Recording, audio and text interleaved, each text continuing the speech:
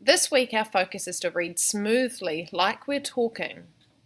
When we're reading out loud, we need to think about a few things. First, we need to think about how would I say that when a character is talking. If you were in this situation, how would you say it? Do they sound like they're angry? Would you be annoyed when you said it? Or would you shout or whisper when you said it? Have a think about how the character's feeling and think, if that was me, how would I be saying it?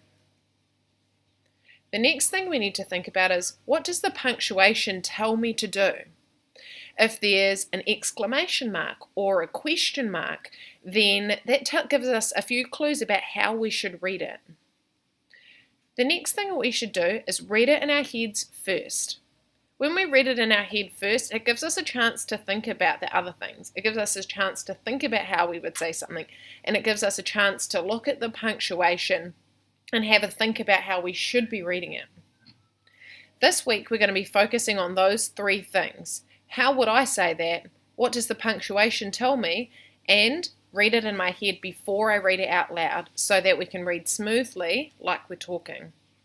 I'm going to give an example on the next page.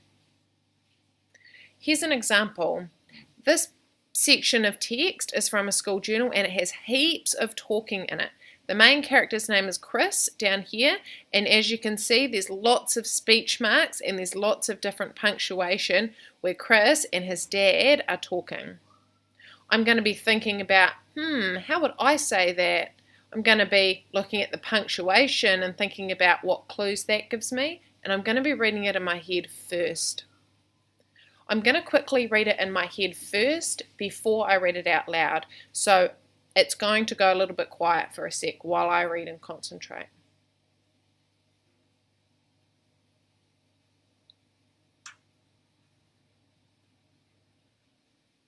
Okay, so I've read it in my head first, and while I've been doing that, I've been thinking about the punctuation. I've noticed a couple of things.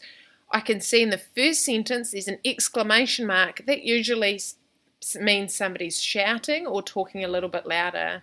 I've also noticed some words, and I can see the word angrily here. I'm looking at the picture and I'm thinking, Chris is pretty angry about something, so it's probably going to be shouting or a little bit louder anyway. I can see a question mark here when it said asked Dad, and Dad looks pretty confused, so I think he's probably asking a question of something he's not sure about to Chris. They've got another exclamation mark here, another one here, and a question mark. So I can already have some clues here about how Chris is going to be talking. I've had a bit of a think about if that was me, and I think I know how I'm going to read it like I was talking now. So here I go. See if you can hear where I change my voice to sound like talking and sound like the punctuation. That's just totally wrong. Chris swiped his finger angrily across the tablet screen. What's totally wrong? Asked Dad. This world's ugliest animals competition. They've got the kakapo in the top 6. Chris showed his father. The top 6! The kakapo! No way! Dad shook his head. Well, there it is, as clear as day. The kakapo, New Zealand's flightless parrot.